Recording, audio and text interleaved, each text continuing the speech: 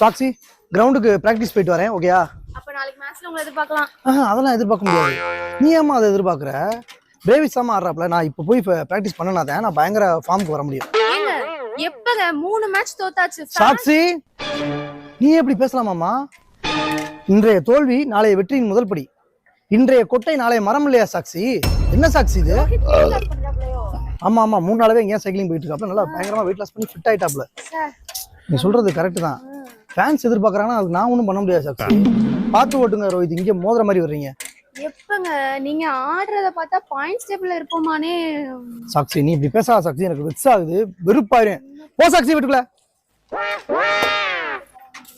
சாக்ஷி தெரிச்சு போகும், தெரிச்சு எல்லாம் ஒரு அளவுதான். எங்கேயோ வர மாதிரியா தான் என் மேல வந்து ஏறாத்தான் எல்லாத்துக்கும் தோழி தோழினா நான் என்னடி பண்ணுவேன்? சாக்ஷி எதுக்கு எடுத்தாலும் தோணி. வீட்டில் நடக்கிற பிரச்சனை வெளியே தெரியக்கூடாது. வாங்க ரோஹித் வாங்கிடும்.